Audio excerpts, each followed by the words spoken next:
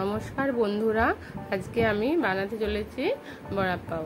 তো এখানে আমি আলুটাকে ভালো করে কেটে ধুয়ে নিয়েছি।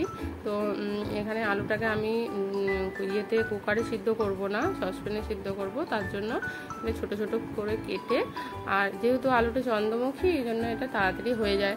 তো আমি এখানে আলুটাকে সিদ্ধ করতে বস করে দিয়েছি। তো আলুটা সিদ্ধ হয়ে গেছে, আমি এরপর এটাকে ঠান্ডা করে নেব। তো একটা জালি পাত্রে, এই জন্য ঠান্ডা করার জন্য একটা জালি পাত্রে রেখে দিলাম। তো আলুটা রাখার পর এটা ঠান্ডা হতে থাকবে। এরপর এদিকে আমি তখন করব, ওই আলুটাকে ঠান্ডা হওয়ার পরে আলুটাকে থেতো করে নেব একটু আলু মেশার দিয়ে। তো আর এর যে আলু পুর করবো যেটা, তার জন্য আমি এখানে একটু হামালদিস্তাতে করে আদা আর কাঁচা লঙ্কা অল্প দিয়ে এটা আমি ছোট্ট হামালদিস্তায় আমি একটু থেতো করে নিচ্ছি। হ্যাঁ, এরপর এটা থেতো হয়ে যাওয়ার পরে আমি এর মশলাটা বানাবো। তো এখানে তার মাঝে আমি যে বড়া পাও করবো, তার যে ব্যাটারটা তৈরি করে নিচ্ছি। তার জন্য একটু হলুদ আর লঙ্কার গুঁড়ো আর অল্প চিনি দিয়েছি। এরপর এর মধ্যে জল দিয়ে আমি এটা তৈরি করে নিচ্ছি। এটা যেমন ওই আলুর চপ বা বেগুনি এই টাইপের যে এটা হয়, ব্যাটার হয়, সেই রকমই হবে। তো এখানে প্যানের মধ্যে একটু তেল দিয়ে এর মধ্যে সর্ষে ফোড়ন দিলাম। এরপর সর্ষে ফোড়ন দিয়ে যে থেতো করে রেখেছিলাম যে রসুন আদা সেটা ওর মধ্যে দিয়ে ওটা একটু কষে নিচ্ছি। এরপর কারি পাতা দিলাম। এরপর ওর মশলাটা কষেই আমি আলুটা দিয়ে দিলাম। আলু দেওয়ার পরে একটু নুন হলুদ দিয়ে এটা আমি এখন কষতে থাকবো। তো এটা কষে যখন দেখবো যে আমার মোটামুটি হয়েই আসবে 2-3 মিনিটের মধ্যে, তো এটা ছেড়ে যাচ্ছে প্যান থেকে, তখন দেখবেন এটা হয়ে গেছে।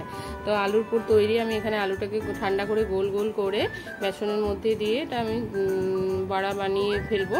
তো এটা ডিপ ফ্রাই করতে হবে, যেহেতু চপ টাইপের হবে।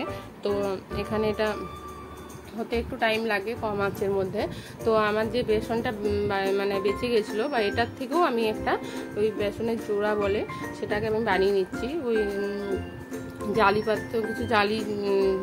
পাত্র দিয়ে আমি এটাকে তেলের মধ্যে দিয়ে, আর তার মধ্যে আবার ওটা রসুনও, 4 রসুন দিলাম আর কাঁচা লঙ্কা দিয়েছি। এটাকেও একটু ভেজে নেব।